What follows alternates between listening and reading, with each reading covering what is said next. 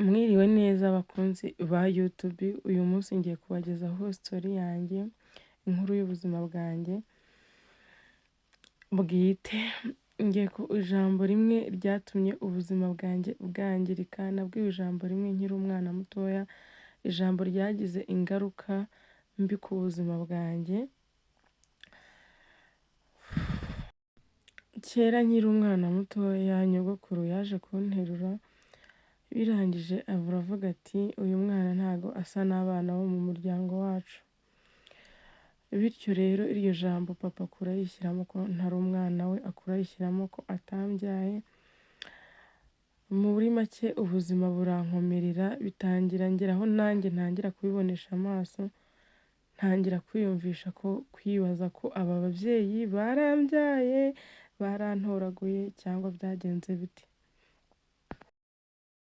Byakomeje kuncanga, gusa byagezeho papa arerura akajya avuga ati iki cyana ntago nakibyaye, akajya ambwira ati iki cyana ntago nakibyaye.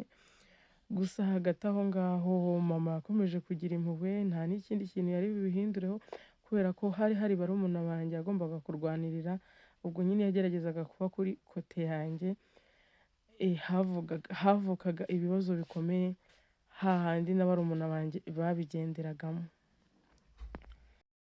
Gusa iryo jambo papa yakundaga kurigarukaho cyane, akakunda kumbwira ati ntago nakubyaye. Bitangira kumva ngize agahinda mu mutima, ntangira kwibaza ndi uwa hehe, nkomoka hehe. Nyine biba ibihe bikomeye mu buzima bwanjye, biba ngira agahinda, ngira ubwigunge mu buryo bukomeye.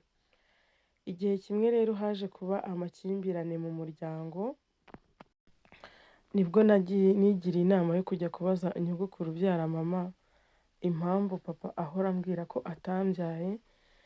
Ansobanura ko ahantu byaturutse, ko byaturutse kuri nyogokuru ubyara papa, ko yaje kunterura nkiri umwana, avuga ko batigeze bambyara.